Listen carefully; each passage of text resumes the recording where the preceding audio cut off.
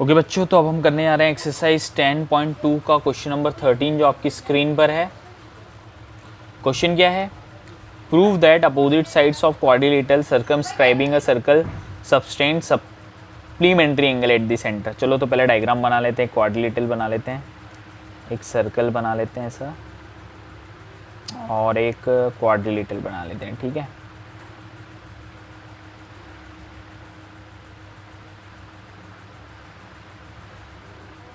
ठीक। ए B C D एक quadrilateral है और देखो पी क्यू आर एस ये वो पॉइंट है जहाँ पर क्वाड्रिलेटरल्स के साइड टच कर रही है सर्कल को, है ना। ठीक है, तो सॉल्यूशन लिखते हैं। सबसे पहले लिखते हैं A B C D is quadrilateral. क्या लिखते हैं? A B C D is quadrilateral. ठीक है, and P comma Q comma R comma S are points of contact of side A B B C C D and D A. Okay, ठीक। अब हम क्या करते हैं, और सर्कल का सेंटर क्या है? ओ है। ठीक है, क्वेश्चन में क्या दिया है कि prove that opposite side of quadrilateral. Opposite side क्या होती है? आमने सामने। तो एक साइड मान लेते हैं AD और एक BC। सर्कमस्क्राइब सर्कल, ये क्वाड्रिलेटरल सर्कमस्क्राइब कर subtend supplementary angle at the centre. तो ये जो अपोजिट साइड है ना, एक अपन ने AD बोली, तो ये कितना एंगल सबटेंड कर रही है? सप्लीमेंट्री, मतलब ये वाला एंगल। यदि मैं एक साइड AD लूँ तो उसके अपोजिट साइड BC, यदि मैं ये यहाँ से इनको ऐसा बनाऊँ, तो आपको प्रूव करना है कि जो एंगल क्या करना है? आपको प्रूव करना है कि जो अपोजिट साइड है AD और अपोजिट साइड BC है, ये जो एंगल बना रही है एंगल AOD प्लस BC, जो AD के अपोजिट है BC साइड कौन सा एंगल बना रही है? BOC। इनको जोड़ने पर जो एंगल आ रहा है वो सप्लीमेंट्री आना चाहिए। क्या आना चाहिए? 180 आना चाहिए। ठीक है, तो उसके लिए हम क्या करते हैं, सबसे पहले देखो इसको ज्वाइन कर लो, P को इससे, S को इससे, R को इससे, ठीक है बच्चों, और Q को इससे। अब ध्यान से देखना हम क्या करने वाले हैं यहाँ पर। ठीक है, इसको नाम दे देते हैं एंगल 1, इसको नाम दे देते हैं एंगल 2, इसको नाम दे देते हैं एंगल 3, इसको नाम दे देते हैं एंगल 4, इसको नाम दे देते हैं एंगल 5, इसको नाम दे देते हैं एंगल 6, 5 और 6 से, इसको नाम दे देते हैं एंगल 7 और इसको नाम दे देते हैं एंगल 8। क्लियर है? ठीक है, अब हम यहाँ पर प्रूफ करने चले हैं। अब हम सबूत इकट्ठे कर रहे हैं। तो पहले आप देखो in triangle OPA, in triangle OPA and कौन सा ट्राइंगल लेंगे? OSA, triangle OSA। सबसे पहले OA दोनों ट्राइंगल में क्या हो गया? कॉमन साइड हो गई। क्या हो गई? Common side. कौन से ट्राइंगल में? Triangle OPA OSA। OA common हो गया और जो OS है वो इक्वल हो गया OS है वो किसके इक्वल हो गया? OP के इक्वल हो गया। क्यों? बोथ रेडियस है ना, OS और OP क्या है? बोथ रेडियस है। और जो OPA ट्राइंगल में जो AP है वो OSA ट्राइंगल के AS से इक्वल है। क्यों? टेंजेंट फ्रॉम एक्सटर्नल पॉइंट, है ना, टेंजेंट फ्रॉम एक्सटर्नल पॉइंट। ठीक है, इक्वल होते हैं। तो बाय देखो साइड, तो बाय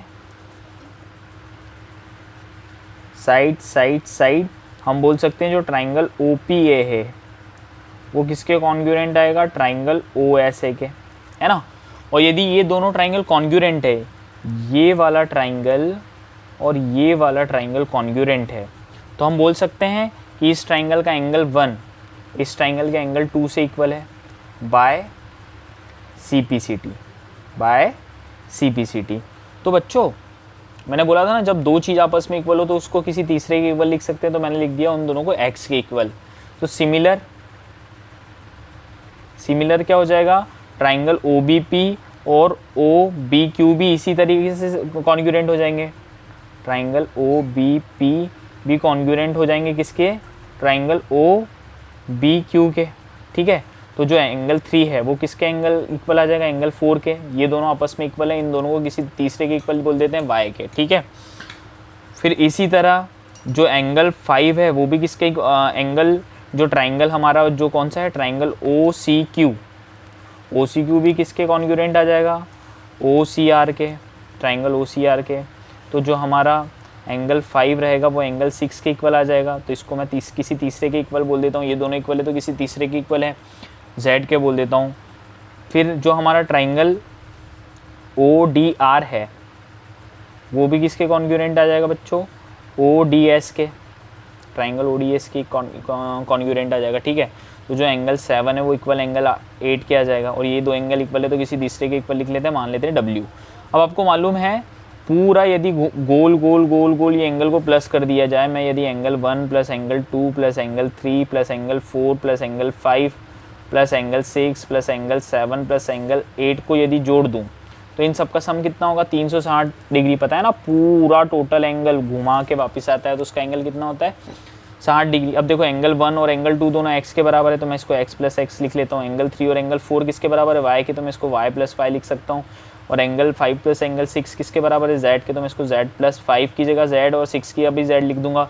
एंगल 7 w के बराबर है और एंगल 8 भी, तो 7 की जगह भी w प्लस w लिख दूंगा इक्वल टू 360 डिग्री, ठीक है। अब ये हो जाएगा आपका x plus x 2x, y plus y 2y, z plus z 2z और w प्लस w 2w हो जाएगा इक्वल टू 360। अब यहाँ से 2 कॉमन निकाल लूँ तो मैं अंदर क्या बचेगा, x plus y plus z plus w equal to क्या हो जाएगा 360। ये 2 इस 360 को कितने बार में काट देगा, 180 डिग्री में। अब तो आपका बचा x plus y plus z plus w equal to 180 degree. अब देखो एंगल x प्लस वाई को यदि जोड़ें तो कौन सा, देखो एंगल x प्लस वाई, तो एंगल में अब देखो अपने को प्रूव क्या करना था, एंगल AOD को जोड़ के और एंगल BOC को जोड़ के क्या बनना चाहिए, 180। तो एंगल AOD में क्या आ रहा है, एंगल 1 आ रहा है और 8 आ रहा है। तो देखो एंगल 1 किसके बराबर है, x के, तो मैं यहाँ x को क्या लिख देता हूँ, एंगल 1 प्लस y किसके बराबर है बच्चों, y, देखो y कहाँ पर है, यहाँ पर, एंगल 3 के इक्वल है और एंगल 4 के इक्वल है, ठीक है, नहीं एंगल 1x, ठीक है। और जो एंगल z है 8 किसके बराबर है, w के बराबर है ना, तो w को अपन क्या लिख लेते हैं, y को क्या लिख लेंगे, y को सोचो, y को एंगल 3 लिख लेते हैं, नहीं एंगल 4 लिखेंगे ना। ये अपने को angle 1 plus 8 equal to angle 4 plus 5 आना चाहिए, तो y को अपन लिख लेते हैं एंगल 4 प्लस एंगल z किसके बराबर है, z 5 प्लस 6, पर इसमें कौन सा आ रहा है, 5 आ रहा है, तो एंगल 5 प्लस w कहाँ पर है, 8 के बराबर, इस ये लिख लेते हैं w, है ना, एंगल 8 इक्वल टू 180 डिग्री, ठीक है। तो आप लिख सकते हो जो एंगल 1 प्लस एंगल 8 है प्लस एंगल 4 प्लस एंगल 5 है, ये किसके बराबर आ रहा है, 180 डिग्री के, और एंगल 1 प्लस 8 को आप जोड़ोगे तो एंगल 1 प्लस 8 कौन सा एंगल बना रहा है, एंगल AOD, तो एंगल AOD लिख सकते हो एंगल 1 प्लस 8 को, और एंगल 4 प्लस 5 को क्या लिख सकते हो, angle BOC equal to 180 degree. और देखो एंगल AOD और एंगल BOC